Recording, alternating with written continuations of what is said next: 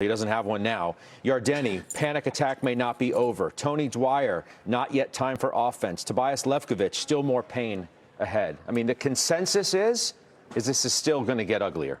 Well, it very well could. I mean, I actually think the reaction yesterday and today makes a lot of sense, obviously, because the virus has spread beyond China, that it seems like this virus is going to be with us for a while, a lot longer than maybe we initially thought.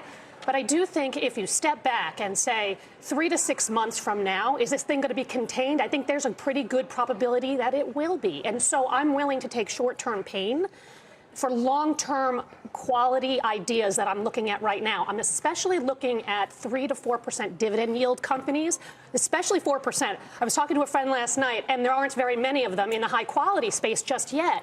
But that's what I have been doing because I do think down the road I'll be thankful. It very much reminds me of December 2018 when I was buying it a lot, because I thought, okay, this is overdone, and I'm going to benefit in 2019. Now I feel the same way. Let me pitch you one. ExxonMobil, 6% yield. No, but I don't. Highest yield since 1987. I get that, but that's tied to a commodity. So you have to be careful about the yields. You have to be careful about. I would rather play. They don't have hedges. I would rather. None? I would rather own industrials.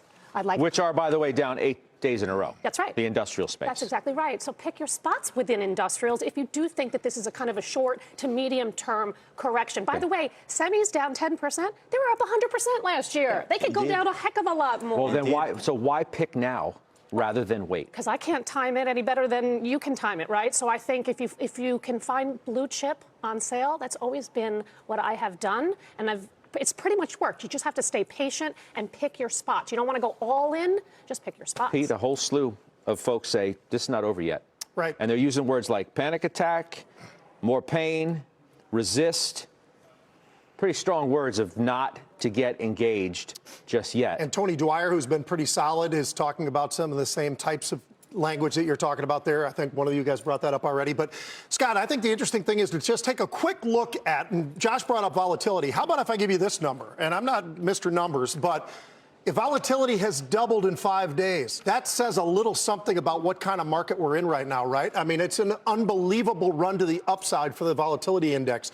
So, I think it's a great question you ask is, what are you looking at? What are you wanting to maybe buy? And Steph brought up a couple of names. I would say this, and I like what you're talking about with where you get yield, where you're looking for quality, but I'm going into the danger zone, and I haven't pulled the trigger yet, but I'm looking at a name like, and you were giving me a little flack about this, but the good trade out of Microsoft was get out of the stock and trade the options. Traded those options all the way up to $190 a share, just kept on rolling with those things and letting them fly to the upside. The problem now is, do you want to buy those options now at premiums that are far higher than they were, or now is the time to start thinking about taking a taste of the stocks and using that implied volatility to sell against it?